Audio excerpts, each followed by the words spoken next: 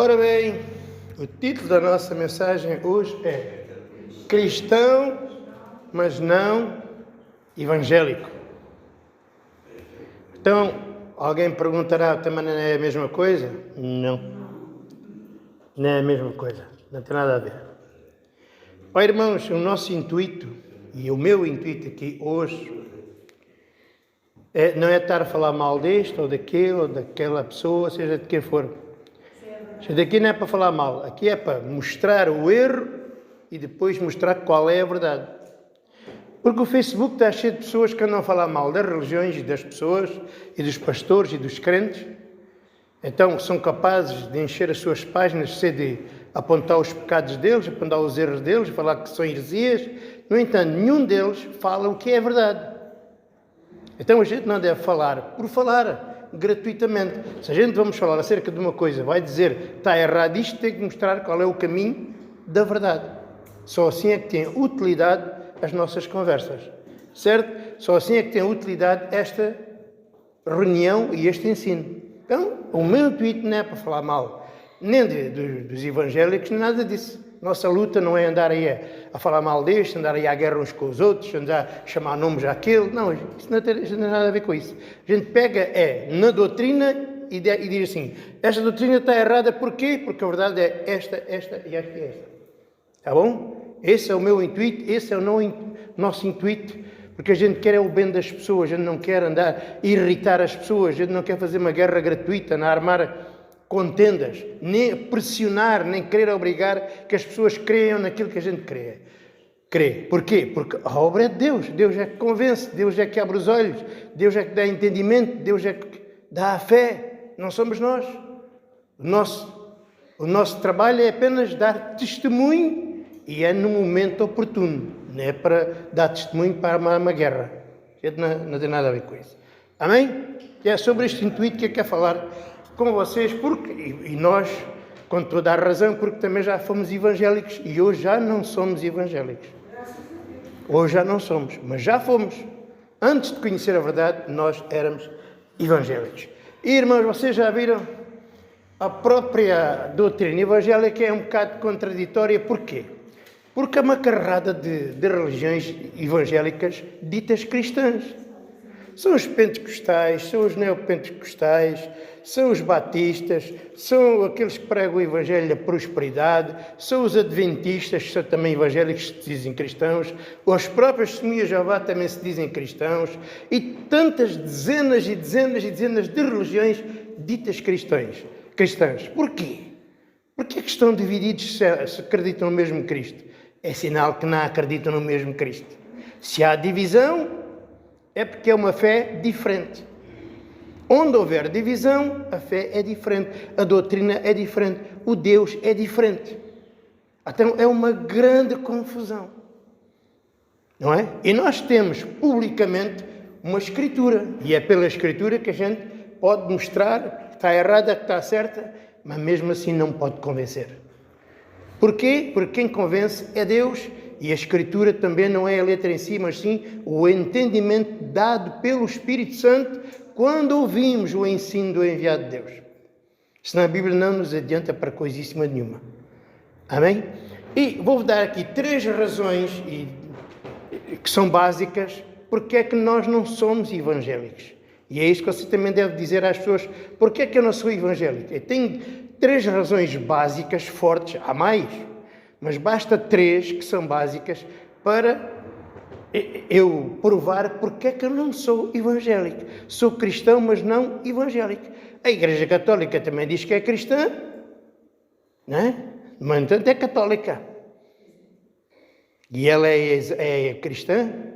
Ela realmente segue as palavras de Cristo? O que é ser cristão?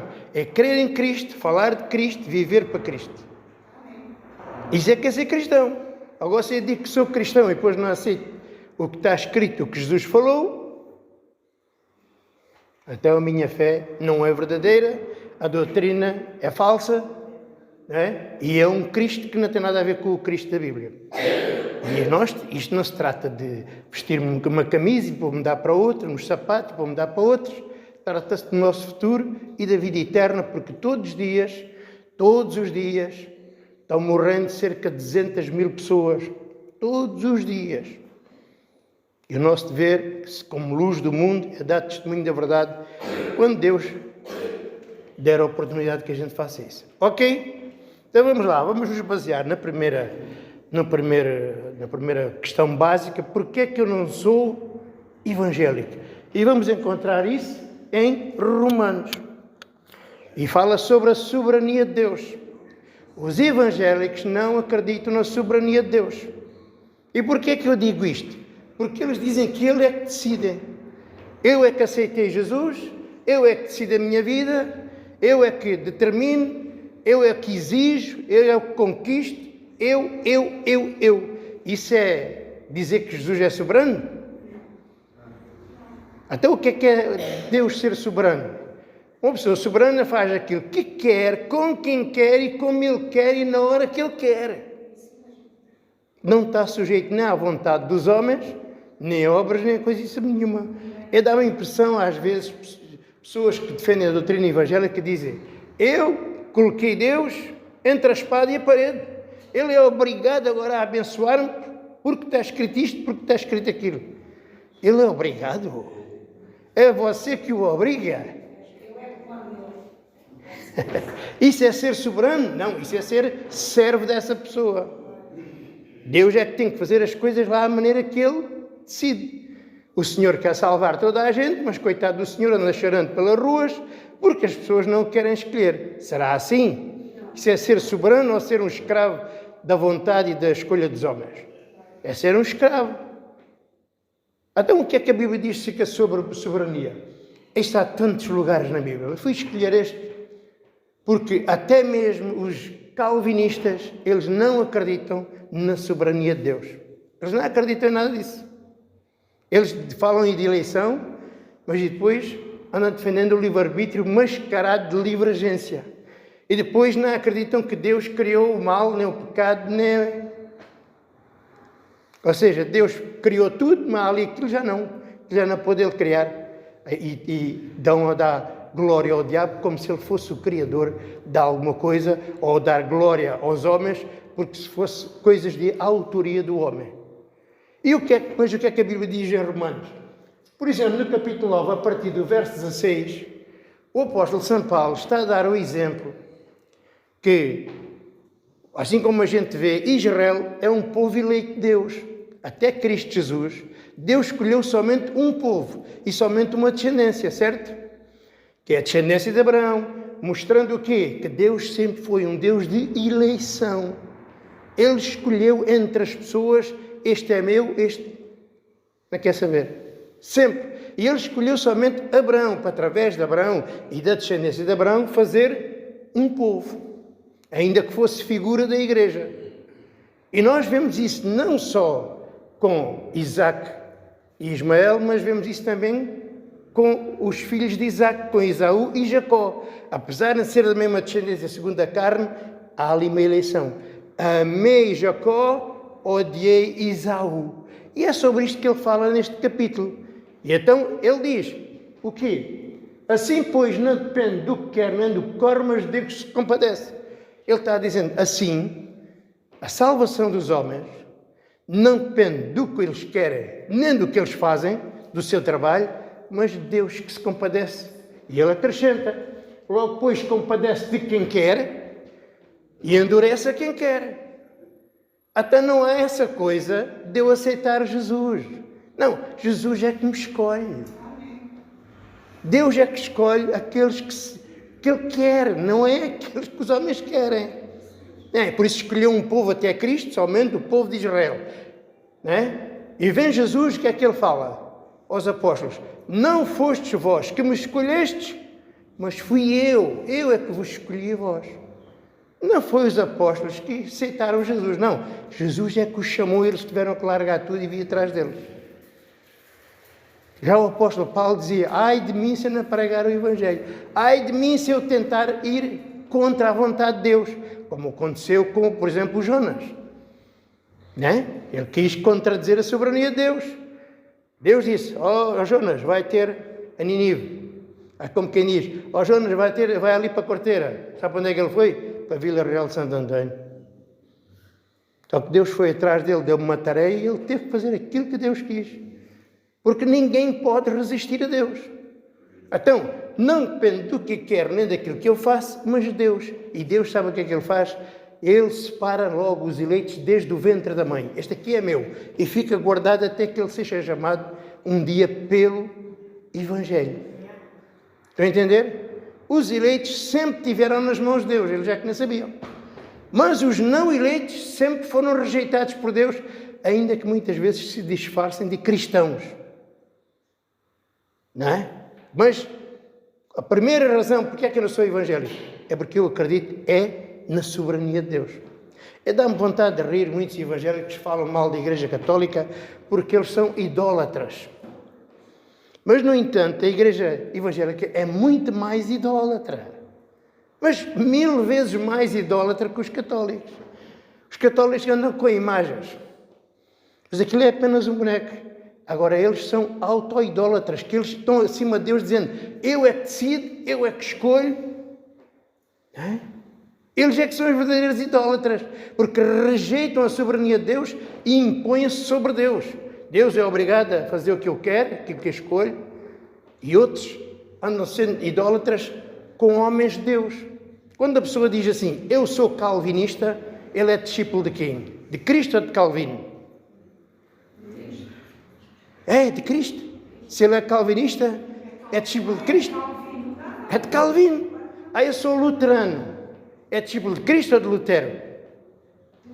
É de Lutero. Então, idolatria de homens. Se a pessoa é de Cristo, só pode ser cristão. Porquê? Porque aquilo que a gente segue é a palavra de Cristo. Estão a entender? Então, eles, sem saber, estão sendo idólatras. Todas as maneiras, defendendo o livre-arbítrio, defendendo a livre agência, e depois dizendo discípulos deste e daquele. Sou calvinista, sou luterano, sou paulista, sei lá. São ainda muito mais idólatras. Mas muito mais. Estão a entender, irmãos? E a gente vê isso em todo lado. E toda a gente diz, à sombra, pelo nome de Jesus, à sombra dessas pessoas, dizem que são cristãos. Mas não, soberania de Deus Ele é que escolhe. Irmãos, Ele é que escolhe. Como diz em Efésios, Deus nos escolheu ainda antes da fundação do mundo. A eleição não é feita aqui. Se fosse eu que decidisse, então a eleição era feita aqui. Ele é que elegia Deus.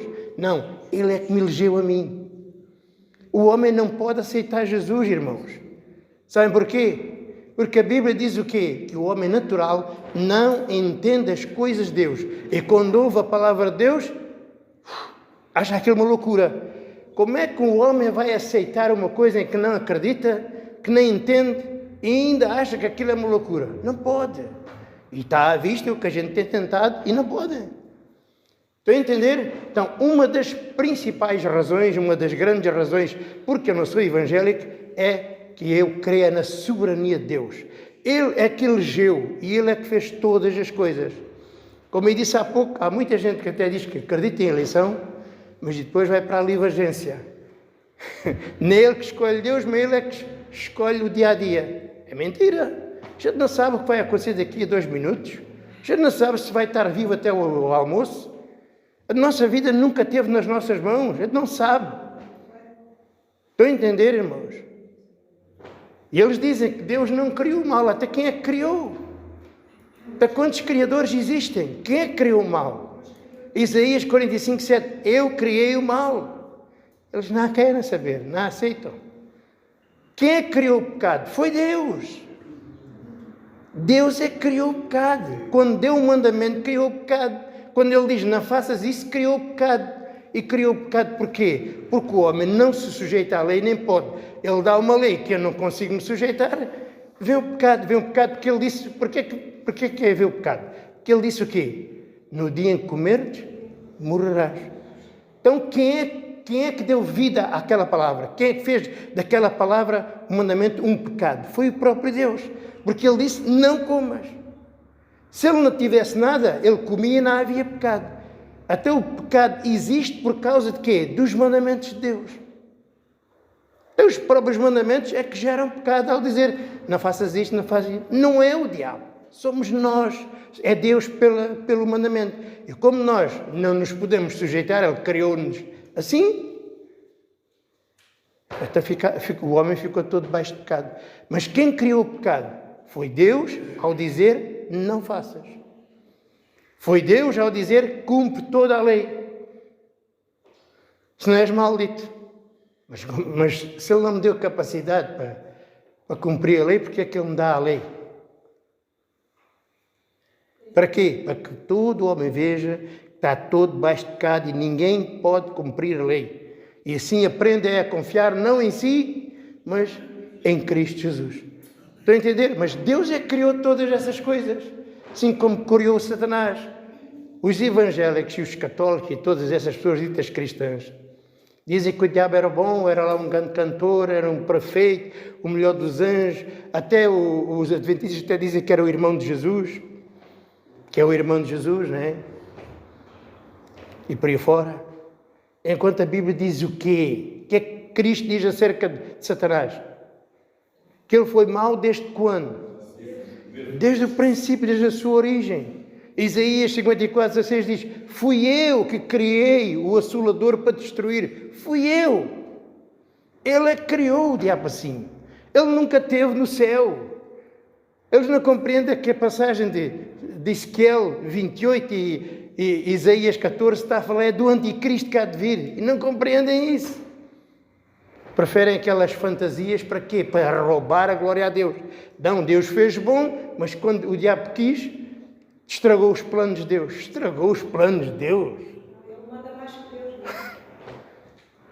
Estragou. Até quem é que lhe deu o poder? Não foi Deus? Quem é que fez o Deus deste mundo? Não foi o próprio Deus? Quem é que lhe deu as riquezas e a glória desta terra? Não foi o próprio Deus?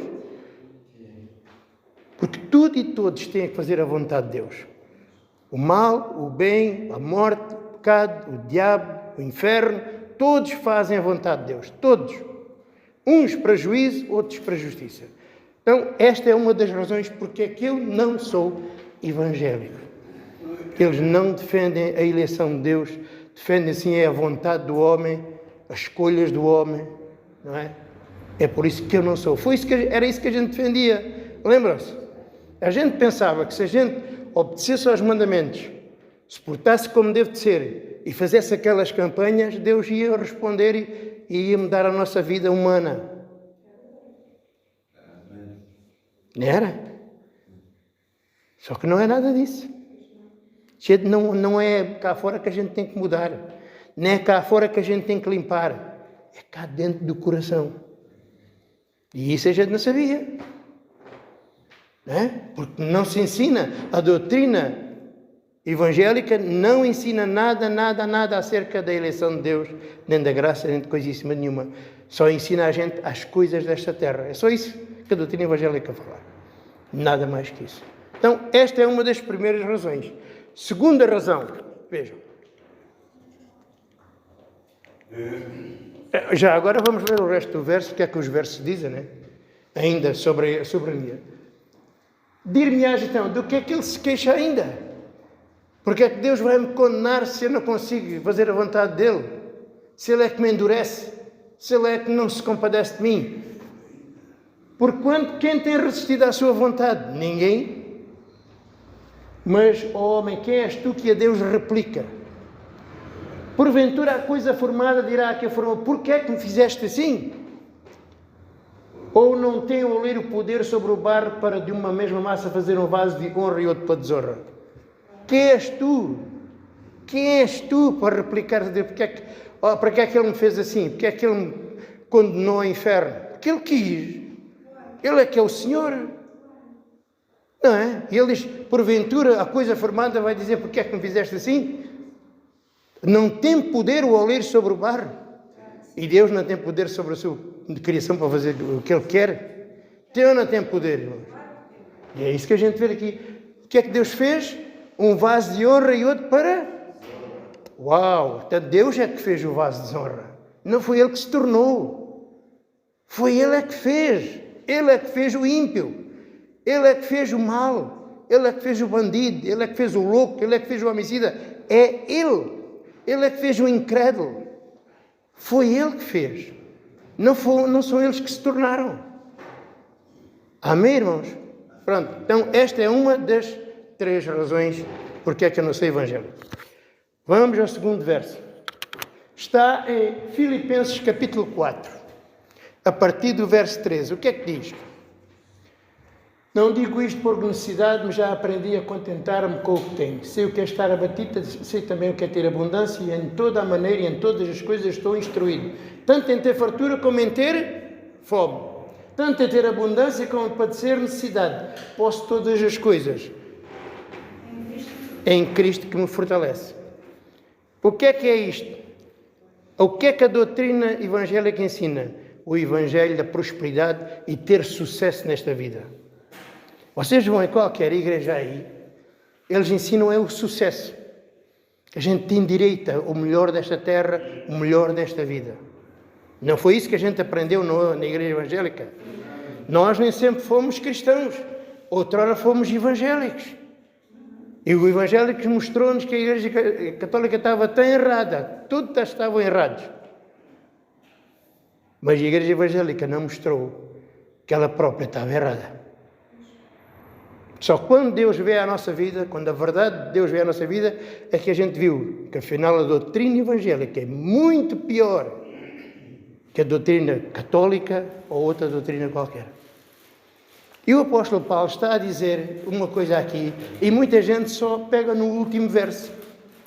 O que é que diz o último verso? Posso todas as coisas em Cristo, né? E muita gente anda a dizer, eu posso todas as coisas, mas está-se a referir ao quê? Eu posso ter aquilo que eu quero, posso tudo. Mas não é isso que ele está dizendo. Ele está dizendo que pode todas as coisas, tanto em ter abundância, como em padecer fome. Quer eu tenha abundância, quer eu tenha fome, eu posso todas as coisas, eu vou ficar firme, eu confio em Deus. Quer eu tenha riqueza, quer eu tenha necessidades, eu posso todas as coisas, eu posso tanto estar num lado como no outro, eu posso tudo porque sei que há um que cuida de mim. Então, este posso todas as coisas não está falando sobre o ter abundância, está falando que ele pode tanto ter fome como ter abundância, é a mesma coisa para ele, porque ele confia em Deus. E isso é para quê? Veja o que ele diz. Em todas as coisas estou instruído. É para quê as necessidades? Para me instruir. Para eu aprender. Para eu aprender a confiar em Deus. Porque é quando eu tenho dificuldades, é que eu aprendo a confiar em Deus. Quando eu tenho abundância, até me esqueço de Deus. Não é? E irmãos, o Evangelho é um sinónimo de prosperidade e de sucesso nesta vida? Sabe? É garantia? Estamos acabando de ver que o apóstolo Paulo passou fome, passou necessidades, ou não passou? Até foi só o apóstolo Paulo? O que é que diz lá em 1 Coríntios 4, verso 11? Ele diz, nós os apóstolos até à presente hora temos passado fome, sede, sem roupa para vestir, sem casa para morar, somos perseguidos, somos caluniados, somos torturados e somos considerados pelas pessoas como o lixo e a escória de toda a gente. Isto é uma vida de sucesso e de prosperidade? Até quem é que está errado? Está a Bíblia ou está a doutrina evangélica? E é isso que eles andam prometendo às pessoas. Vamos fazer uma campanha de prosperidade, vamos fazer uma campanha pela cura de nascer das quantas, pelo divórcio, pelo casamento, por isto, por aquilo. Não é? Mas a Bíblia não veio resolver os nossos problemas aqui da terra. Pelo contrário, ele tinha uma boa vida, o Saulo. Ele era um dos principais sacerdotes. E agora, por causa da fé, estava sendo perseguido por aqueles que lhe tinham enriquecido, né? Estava sendo perseguido, caluniado, e se pudessem, queria matá-lo.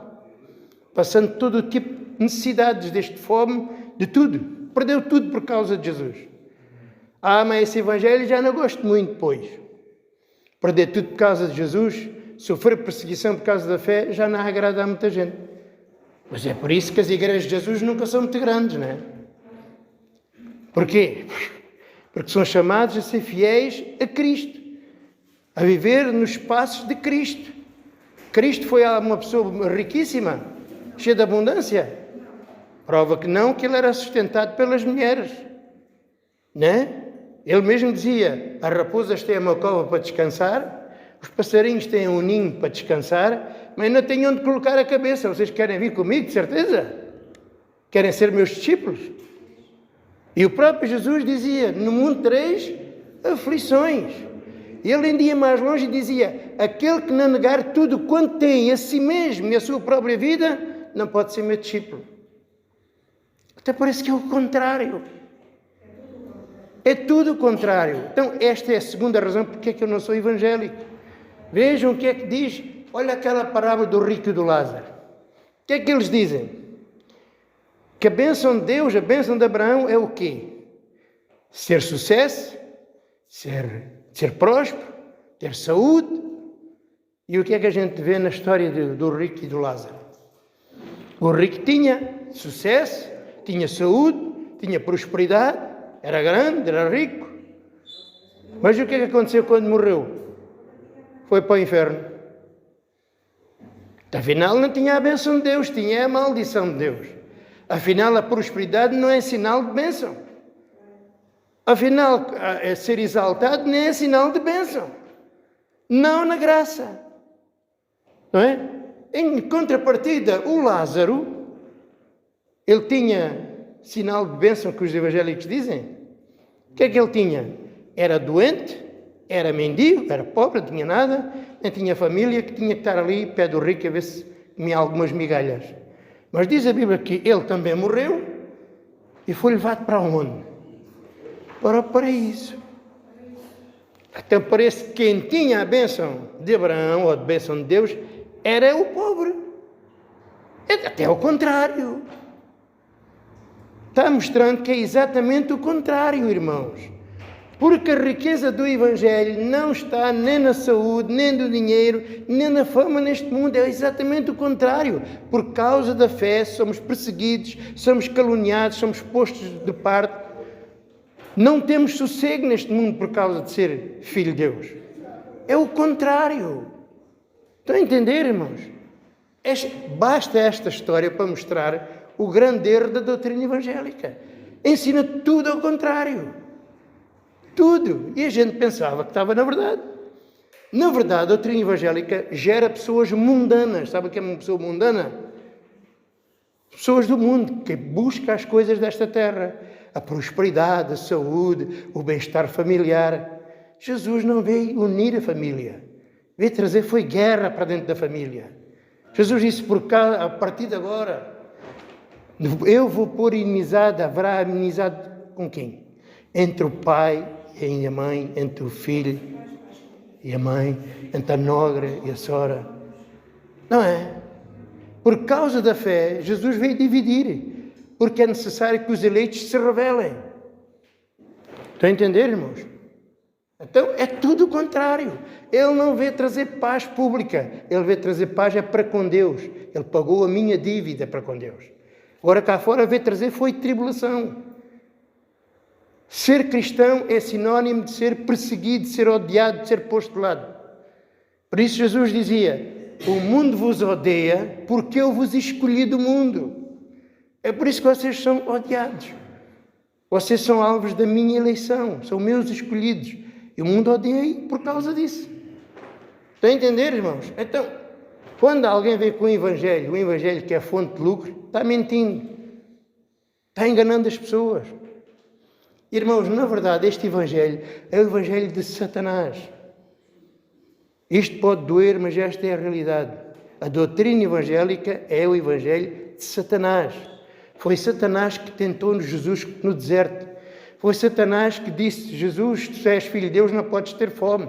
Um filho de Deus não pode passar necessidades. Diz a esta pedra que se transforma em pão e come. É isto que a doutrina evangélica promete. Suprir todas as nossas necessidades. Se a gente der os dízimos, 10%, né, vai receber 100 vezes mais.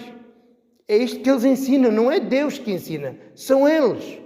O dízimo são coisas da lei, não são coisas da graça. O Evangelho são novidades, não são coisas nem da lei, nem de Moisés, nem de Abraão, nem dos profetas. São novidades que nunca existiram antes. Coisas que o olho não viu, que o ouvido não ouviu, que o coração não imaginou. Dízimos não se falava? Sempre se falou. Estão a entender, irmãos? Isto, o Evangelho, não são bens materiais. Pior ainda, e a tragédia toda, é que eles nem sequer sabem o que é o dízimo. O dízimo não é dinheiro, nem podia ser dinheiro. O dízimo era para perdoar pecados pelo sacerdócio levítico.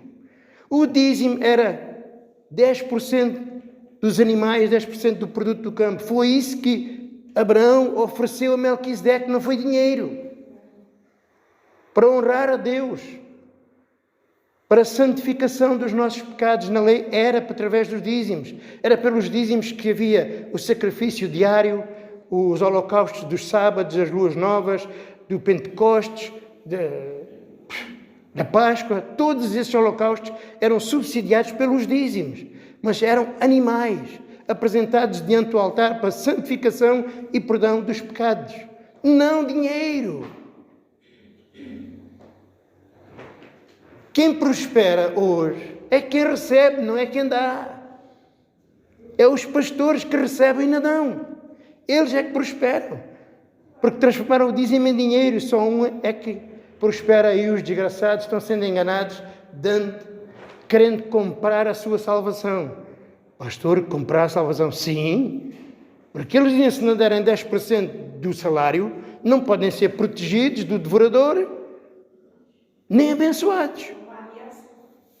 Então, as pessoas não dizem sob pena, sobre ameaça do devorador, sob medo de perder a salvação. E claro que as pessoas dão por medo, não por convicção ou por gosto. Estão a entender? É isso que está acontecendo. E esta é uma das razões porque é que eu não sou evangélico. Isto é o evangelho do diabo. É ele que prometeu. Não, manda, se és filho de Deus, mostra aí, age, escolhe, transforma esta pedra em pão. E depois diz que lhe mostrou os reinos do mundo. Se tu me adorares, eu vou-te dar a glória deste mundo. É isso que a doutrina evangélica promete. Se você abraçar a doutrina deles, a mentira, isto é que é adorar o diabo, é agarrar a mentira e viver para a mentira, servir a mentira. Então vais ser exaltado. Tens direito ao melhor deste mundo. Todas as pessoas vão ver como Deus vai te levar e exaltar. Vais ser igual a Deus. É a doutrina evangélica. E outra vez, se tu és filho de Deus, lança-te aqui abaixo. Determina, age. E Jesus disse o quê? Não tentarás ao Senhor teu Deus. Que anda determinando, usando a palavra para determinar a sua vida e a sua bênção, está tentando a Deus. Está querendo obrigar Deus a fazer aquilo que Ele quer, quando Ele quer e da forma que Ele quer. Tens que ser específico, senão o Senhor engana-se. Dizem eles. Se queres comprar um carro, tens de dizer a marca, tens de dizer a cilindrada, tens que ver bem, não é? O Senhor não sabe o que é que tu queres se tu não lhe disseres. E só pensa nas coisas deste mundo. Este é o evangelho de Satanás. Empurra as pessoas para que o seu íntimo, o seu ego, fique arrogante. Uma pessoa humilde, quando vai para uma doutrina destas, torna-se arrogante. Eu decido, eu escolho, eu sou mais que vencedor, eu isto, eu aquilo. Você o quê? Você nada. Nada. Isso são só vaidades da carne. Mas nada. Estas três coisas que o diabo tentou Jesus é o que João diz. É a concupiscência dos olhos, a vaidade da carne e a arrogância, o orgulho, a soberba da vida, como se fosse alguém. Mas a gente é alguma coisa, irmãos. Então, esta é uma das razões porque é que eu não sou evangélico. Porque o evangelho da prosperidade, o evangelho do sucesso, é o evangelho de Satanás. A doutrina é de Satanás. A doutrina ensina você a ser mundano, a cobiçar, a querer as coisas deste mundo. Quem é de Deus, busca as coisas lá de cima. Quem é de Deus, contenta-se com o que tem. Oh pai, tenho comida, tenho bebida, tenho roupa, as minhas dívidas estão pagas. É bom. Muita gente não consegue ter isso. Porque é que eu quero ganhar e ser rico para quê? Se eu quero ser rico, é porque amo o dinheiro. Não há outro motivo. Se eu tenho o suficiente e quero ser rico, é porque eu amo aquele dinheiro. Aquilo é o objetivo da minha vida. E o amor ao dinheiro é a raiz de todos os males. E muita gente querendo fazer negócio com Jesus. Dou 10% para que o Senhor devolva 100 vezes mais. Pensam que podem fazer negócio com Deus. Né? Pensam que podem comprar a bênção de Deus.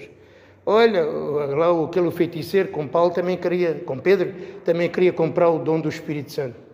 E o Pedro disse logo que o dinheiro seja para a perdição contigo, porque pensaste que o dom de Deus se vende por dinheiro. Né? E muita gente é o que anda fazendo. Eles falam mal dos católicos. Os católicos vendem o casamento, os católicos vendem o batismo, os católicos vendem as missas. É verdade. E eles vendem o quê? Eles vendem tudo. Eles andam vendendo Cristo a retalhos. Vendem tudo. Vendem o sangue de Jesus, a vassoura, o caixão, a roupa, o piugo, o lenço, o copo d'água, porque atrás daquilo traga lá a sua oferta e leva isto para casa. Não lhes basta os dízimos e ofertas, ainda arranjam reuniões especiais para tirar com a doutrina o dinheiro. Pastor, você não está falando mal das pessoas? Não, estou falando da doutrina.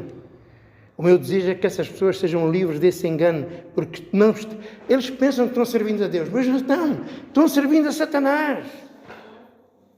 Eles estão servindo a Satanás, irmãos. E vocês sabem o que é que vai acontecer?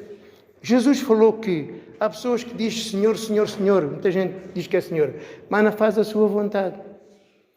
E que no último dia vão dizer como argumento diante de Deus: mas eu ensinei. Eu fiz sinais. Eu profetizei em teu nome. Eu expulsei demónios. E Jesus vai dizer: eu não vos conheci. Quem são estas pessoas? São as pessoas ditas cristãs. São esses que dizem que em seu nome fizeram isto e fizeram aquilo. Não são os incrédulos. Não são os ateus. São os religiosos. São aqueles que em nome de Jesus dizem ser de Jesus, mas depois seguem a doutrina do engano e da mentira. Eles vão ficar surpreendidos. Eu também já pensava que estava servindo a Deus.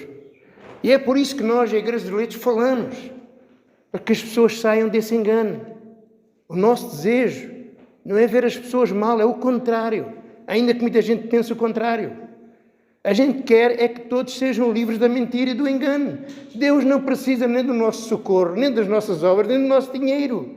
Ele é que é o autor de todas as coisas. A gente precisa dele 24 horas por dia. Não é ele que precisa de mim. Eu é que preciso dele. Diga a seu irmão, nós é que precisamos dele.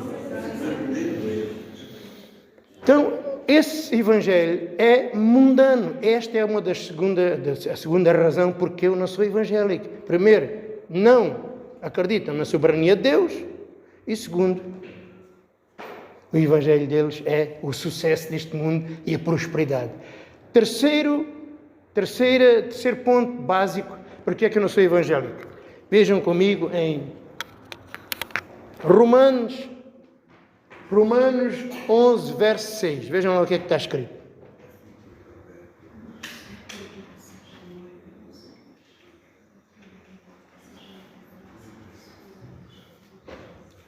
Em terceiro lugar, diz o quê? Assim, pois, também agora, neste tempo, ficou o remanescente segundo a eleição da graça. O tempo da graça é agora. Gente, somos os restos da fé. Somos os restos, aqueles que são da fé. Depois de nós não vai haver mais ninguém. Vai haver os 144 mil, mas não são da fé. Primeiro foram salvos os judeus que creram desde o princípio, e agora é o nosso tempo dos gentios, os judeus, e agora nós somos gentios, que somos o remanescente da fé. Os outros são o remanescente, é de Israel, é outra coisa. Neste tempo presente, ficou um remanescente segundo a eleição da graça. Se é por graça, já não é pelas obras. De outra forma, graça não é graça. Se, porém, é pelas obras, já não é mais graça. De outra forma, obra já não é obra. Então, o que é que ele está dizendo? Nós ou somos da graça ou somos da obra. As duas coisas não dá. Porque a graça é obra de Deus. A obra é obra minha. Então, quer dizer, Deus salvou 50% e eu vou contribuir com 50%, é isso? Não. Assim já não é uma oferta. Se é por graça, não pode ter uma dívida. E se é por uma obra, é uma dívida, até não pode ser por graça. Ou uma coisa ou outra. O que é que os ditos cristãos e a igreja evangélica faz? A doutrina evangélica mistura tudo. Mas, irmãos, o Evangelho da Graça, ele aboliu as minhas obras no respeito à salvação e à justiça de Deus. Cristo completou uma obra perfeita de salvação. Quando eu faço o bem, não lhe acrescento nada. Quando eu faço o mal, não lhe retiro nada. E a minha fé não pode estar 50% em Jesus e 50% em mim. Não pode. Isso é fé fingida. Isso é o Evangelho. Era melhor que a gente fosse ateu e não acreditasse em Jesus do que se dizer cristão e quer misturar a sua justiça com a justiça de Deus e fazer ali um bolo. Que é isso que eles fazem. Ou sim, ou não. Ou és quente, ou és frio. O morno será vomitado. Quem mistura está condenado. Vocês sabem que na outra igreja a gente misturava tudo. A gente também falava de Jesus. A gente também falava da graça de Deus, não falava? A gente falava da fé. A gente falava do amor. Mas qual é o problema? Que a gente misturava tudo e tudo dependia daquilo que a gente fazia. Não se pode misturar. Não se pode misturar, irmãos. A gente tem que chegar bem longe, longe, longe, toda a nossa justiça, como Cristo, morrer para mim mesmo. Não, eu não confio em nada daquilo que eu faça, porque a salvação é uma dádiva, é uma oferta. E a gente tem que decidir, ou é pela graça, ou é pelas obras. E Paulo, tão chateado, porque isso aconteceu em Gálatas, vieram aqueles da parte de Tiago e diziam, isso só a fé não serve de nada. Vocês também têm que guardar os mandamentos da lei. Então até o próprio foi enganado e obrigava os gentios a guardar os mandamentos da lei. E Paulo, quando viu aquilo, até se passou. Que é isto que é que ele está fazendo? Então, estamos numa nova aliança, ele vai buscar a velha outra vez? Ele ficou irritado. Não é? E repreendeu severamente e publicamente. E claro, a gente sabe que Pedro fez aquilo por medo do Tiago. Diz que tinha medo daqueles que vieram da parte de Tiago. A gente não pode ser assim. É evidente que a gente pode acontecer connosco, quando a gente um dia pode ser ameaçado, nossa família pode ser ameaçada, e a gente, por fraqueza, até dizer, sim, não acredito em Jesus, pode, desde que isso nunca aconteça. Que a gente não somos assim tão forte como a gente pensa que é. A gente pode rejeitar Jesus com a boca, mas no coração. Pedro rejeitou Jesus. Mas depois o que aconteceu? Foi de coração? Claro que não. Não é? Então, mas vejam, foi repreendido e ele aprendeu. Porquê? E o apóstolo Paulo começa a carta de Gálatas irritado e diz, nem que venha um anjo do céu, ou ainda que nós mesmos anunciamos outro evangelho, além da graça de Cristo, o que é que ele disse? Seja maldito. Então, outra coisa que nos diferencia, que é básico, e é o sinal de salvação, é o Evangelho da graça de Deus. E eles não falam na graça? Falam. Mas qual é a nossa diferença? É que nós não fazemos mistura. Se somos da graça, não aceitamos das obras. Então, tem que ser independente das nossas obras. Estão a entender? Mas para eles serem aceitos, o que é que eles fazem? Misturam. Assim tudo parece que é de Jesus. Uns misturam o sábado, outros misturam com a fé os 10 mandamentos, outros misturam outros preceitos, como o sangue, como carne disto, vestuário daquilo, e vão misturando tudo. Né? E nunca assumem que a graça é independente da obra do homem. A graça é a obra de Cristo.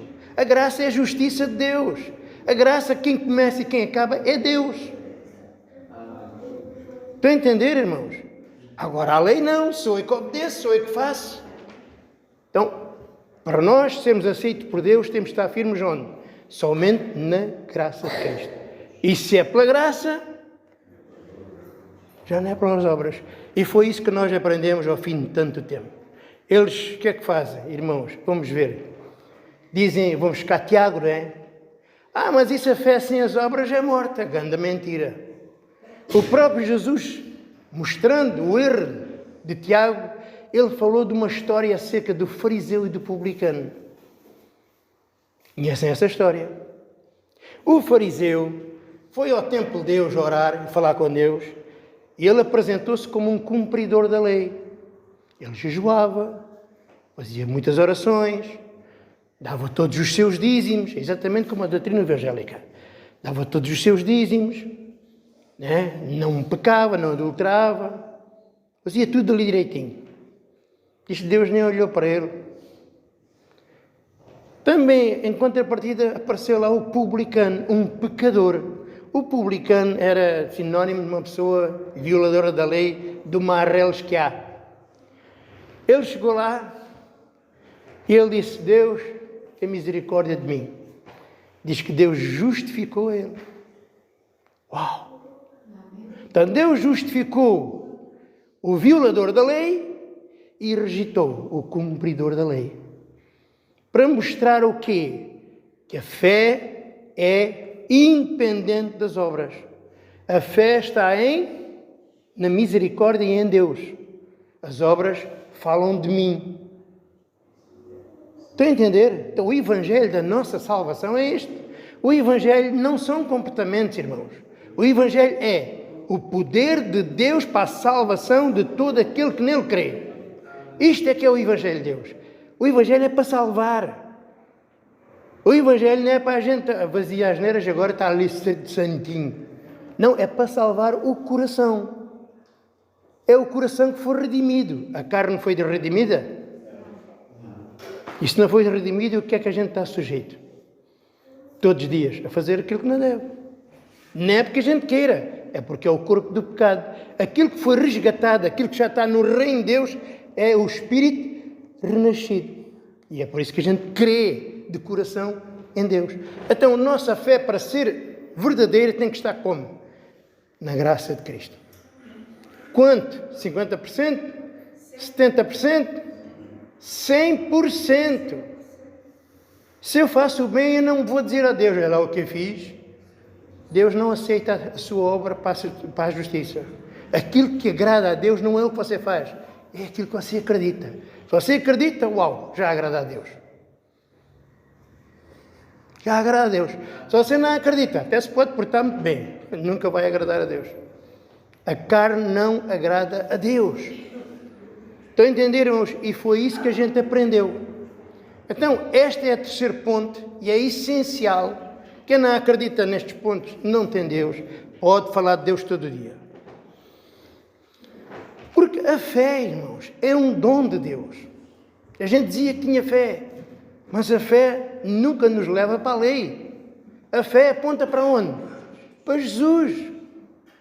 E o que é que a gente fazia? A nossa fé lá do outro lado. Pegava em Jesus para apontar. Jesus, olha para mim, sou eu que escolho.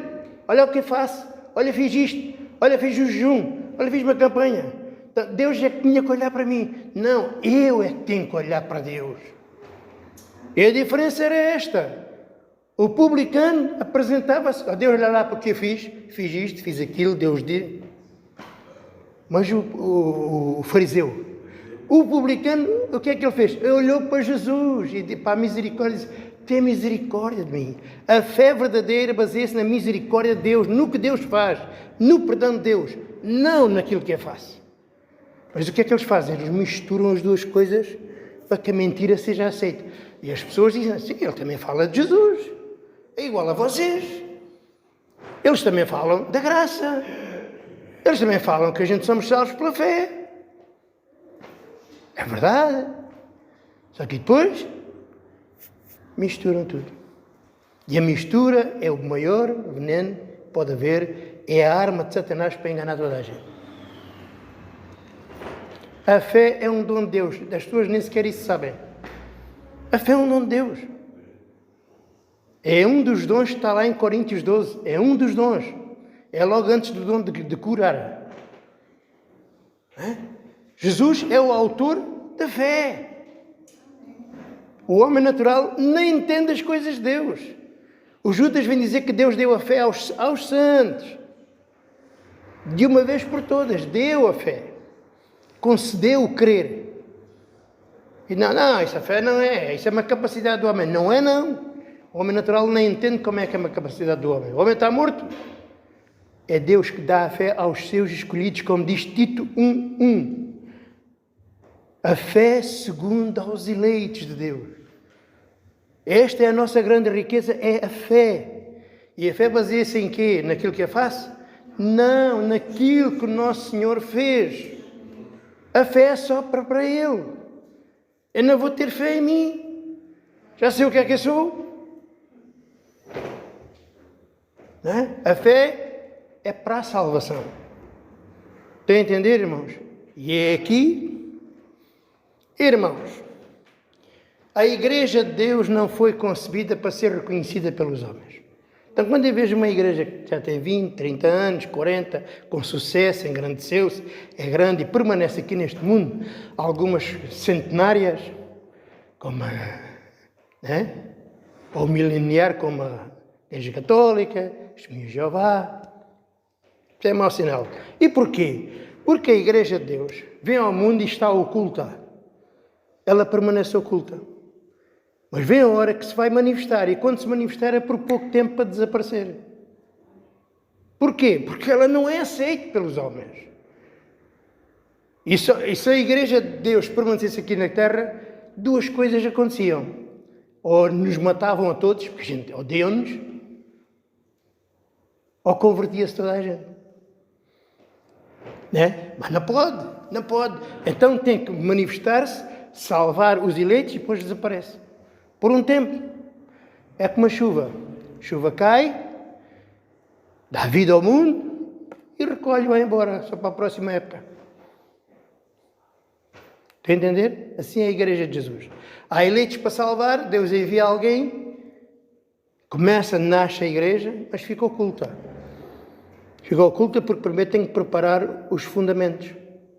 Para depois, então, se manifestar pela Igreja. Irmãos, a gente somos... Olha o estado da Igreja dos eleitos. A primeira coisa que aconteceu é que Deus veio à nossa vida e fundou a Igreja dos eleitos. A Igreja dos eleitos é um fundamento da parte de Deus, não foi um fundamento da parte dos homens. Amém? Mas está oculta. Ninguém nos conhece. Ninguém nos entende. Não acontece nada. É como, por exemplo, Jesus ressuscitou e apareceu aos discípulos e soprou o Espírito Santo. E ficaram ali os 120, que são o fundamento. O que é que Deus disse? Esperem, até que sejais revestidos do alto, então seres minhas testemunhas em todo lado. Sabe o que é que acontece? Qual é o nosso estado? Estamos à espera. Os 120 são os fundamentos, são as primícias. Nós somos os fundamentos e as primícias. O que é que estamos à espera? Da manifestação do Espírito Santo. Então, as coisas acontecem. Enquanto isso não acontecer, estamos sendo preparados, estamos sendo instruídos, estamos, digamos assim, em Jerusalém. A gente já entrou na cidade de Jerusalém. O nosso espírito já está em Jerusalém, mas estamos escondidos. Até que de repente as coisas começam a acontecer fora de nós, fora. A gente fala coisas sem coisa, este crê, aquele crê. E de repente não somos nós que andamos à procura das pessoas, as pessoas é que vêm à nossa procura. Isto é sempre a mesma coisa. Mas quando começar isto a acontecer, podem ter certeza que é pouco tempo. Os salvos vão ser salvos e depois acabou. Porque senão havia uma guerra tremenda. com a manifestação de Deus. Assim que, vejam bem, Jesus morreu a uma calmaria. Assim que o Espírito Santo diz, vão agora, um rebuliço desgraçado, os apóstolos já não foram perseguidos por todo lado, até os matarem. Já viu? Enquanto Jesus esperou 30 anos, não houve problema nenhum. Mas, e ele não tinha o Espírito Santo já? Tinha. Mas quando foi revestido, uau, ele começou a pregar. E ele não falava nada de Deus, aos 12 anos ele falava. Mas não aconteceu nada. O que é que a gente aguarda? A manifestação do Espírito Santo cá fora. O Espírito já a gente tem. É isso que nós aguardamos, que Deus faça a sua obra. Ele é que é o autor, Ele é que é o consumador de todas as coisas. Então, igreja dos eleitos, não desanimem. Isto é mesmo assim. É mesmo assim. Nós somos as premissas, os fundamentos. É por isso que a igreja existe. Nós estamos ocultos. Deus nos tem aperfeiçoado ao longo dos tempos para saber o que fazer e como ensinar às pessoas. Hoje ninguém nos vem cá com doutrinas evangélicas que querem enrolar que não conseguem. Acabou. E temos capacidade de ensinar aos outros. Amém? Então, este é o estado presente da igreja dos eleitos. Mas vejam, porque é que as pessoas têm muito sucesso aí e parecem ser cristãos? Porque misturam as coisas. E veja que isto não é recente, não é só de agora. Agora é em todo o mundo, não é? Mas isto vem desde o princípio. E o pai da doutrina evangélica, vocês sabem como é que ele se chama? Tiago. É Tiago. Tiago é que aprendeu a misturar a lei com a fé. E muita gente, quando a gente fala da graça de Deus, do Evangelho de Deus, sabe onde é que eles vão refugiar, onde é que eles vão buscar forças? A carta de Tiago. Quando a gente separa a fé das obras, eles vão logo para Tiago. Mas fé sem obras é morta. E o que é que o Tiago fez? Qual é o problema do Tiago? É que ele mistura a lei com a graça para dar um sentido que não é real, dar outro sentido. E eu trouxe aqui mais uma passagem que há tempos, eu trouxe e eu trago outra vez, para vocês verem bem perfeitamente como ele faz isto com maldade e que tem enganado o mundo inteiro. Vejam Tiago, o irmão de Jesus, ele fala acerca de Abraão. Vejam o que é que está escrito. Capítulo 2, a partir do verso 20, diz o quê? Ó homem, vão, queres tu saber que a fé sem obras é morta? Então o dom do Espírito Santo é morto sem as minhas obras? Um dos dons é a fé, né? E todos os outros dons são mortos sem as minhas obras? Onde é que estavam as obras do publicano? Do ladrão do cruz? Estavam as obras onde? O que é que diz? Porventura o nosso pai Abraão não foi justificado pelas obras quando ofereceu sobre o altar o seu filho Isaque? Ele diz diz o quê? Que Abraão foi justificado quando? Quando ofereceu. Vocês acham que isso está correto? Por que é que não? A Bíblia diz que ele foi justificado quando creu na promessa de Deus. No capítulo 15. E só no capítulo 22 de Gênesis é que ele oferece o Isaque. Primeira mentira, ele, o que é que faz? Mistura as duas passagens, que é a promessa de Deus com a obra de Abraão. Mistura as duas coisas. Mistura a fé com as obras do homem. Estão a ver o primeiro erro? E veja o que é que ele continua a dizer. Veja que a fé cooperou com as suas obras. A fé cooperou. E que pelas obras a fé foi aperfeiçoada. Eu é que aperfeiçoo o Espírito Santo, os dons do Espírito Santo, ou são os dons do Espírito Santo que me aperfeiçoam a mim? Até as minhas obras é que são perfeitas. Uau! Uau! Pior. E cumpriu-se a Escritura que diz, e creu Abraão em Deus, e isso lhe foi imputado como justiça, e foi chamado amigo de Deus. como é que cumpriu? Sabe o que é que ele está a dizer? Muita gente lê e não vê o que é que está escrito aqui. Na verdade, há aqui uma artimanha. O Tiago está a querer sugerir que Abraão até creu na promessa, mas só se cumpriu quando deu o filho. Ele até creu, né? Mas a fé, essa justiça só se cumpriu quando ele, fim de 30 anos, deu o filho. Só que temos aqui um problema grave. Sabe qual é o problema? Em primeiro lugar, quando Abraão creu, não teve nada a ver com o filho. Abraão creu numa promessa, que a sua descendência seria tanta como as estrelas do céu. Não está a falar de Isaac, não está a falar da oferta de Abraão, está a falar numa promessa que Deus é que ia fazer, porque ele não podia fazer. Porquê é que não podia fazer? A mulher era estéril, não podia fazer. Percebe? Então, enquanto a obra de Abraão é acerca de Isaac. Ele ofereceu Isaac. Até onde é que está aqui a grande mentira? É que a fé que ele creu e isso lhe foi imputado de justiça foi numa promessa da descendência toda que só se vai cumprir com a vinda de Jesus. Na vinda de Jesus é que toda a descendência está reunida. É que Abraão recebe toda a descendência. Então vejam, enquanto aquilo que Abraão fez foi dar Isaac. Está a falar do filho, foi dar Isaac, ofereceu, que Deus lhe pediu. Então, estão a ver a mentira? A fé que foi justificado, creu na promessa, não é fez dando o filho. Crer é sempre acreditar.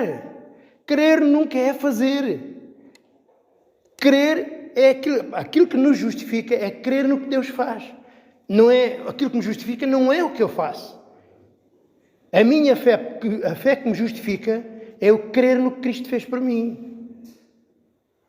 Aquilo que me justifica não é eu viver pela fé. Não. O que me justifica é o que Jesus fez por mim, não é o que eu vou fazer. Então, estão a ver? Mas ainda há um problema ainda mais grave ainda. Sabem qual é? É que nem sequer Abraão matou o filho. Ele não chegou a matar o filho. Então como é que se cumpriu? Ele diz que fé sem obras é morta. Ele não cumpriu a obra. Ele não matou o filho. Logo, apesar de todas estas mentiras, o Tiago é desmascarado de uma forma completa porque ele não matou o filho. Se não há obra, como ele diz, então a fé é morta. Abraão também não foi justificado nem pelas obras nem pela fé. Estão a entender? Alguém dirá, mas ele teve intenção. A intenção não é obra. Ele não cumpriu a obra. E se a intenção é levada em conta, porque é que não é levada em conta quando creu? Estão a ver esta maquinação, esta malignidade? E é isto que a igreja, a doutrina evangélica faz. Sim, o dízimo era assim, né? Mas Abraão também deu o dízimo e tal. Deu e também se circuncidou. Mas o Evangelho não são coisas velhas, são coisas novas. Estão a entender? Eles querem misturar para a mentira ser aceita. Então o que é que o Tiago está fazendo? Ele está distorcendo o sentido para dar um sentido que não é o real. E eles misturam lei com graça para quê? Para dar outro sentido. Que afinal a fé só não nos justifica. E é isso que ele diz. Olha o que é que ele diz. Vede então que o homem é justo, ele tem o desplante de dizer que é justificado pelas obras e não somente pela fé. Enquanto Paulo diz o quê? Vocês verem lá no capítulo 3. Concluímos que o homem não é justificado pela fé sem as obras. E depois no capítulo 4 até fala de Abraão. Que Abraão realmente pode se gloriar, mas não diante de Deus. Porque segundo a graça, não há galardão das obras. Mas aquele que não faz a obra, mas crê, isso é justificado. Esta guerra que havia entre eles, estão a ver? Estão a entender? Então, o Tiago é o pai da doutrina evangélica, é o pai dos anticristos, que se transfiguram de cristãos, mas não são. Eles não são cristãos.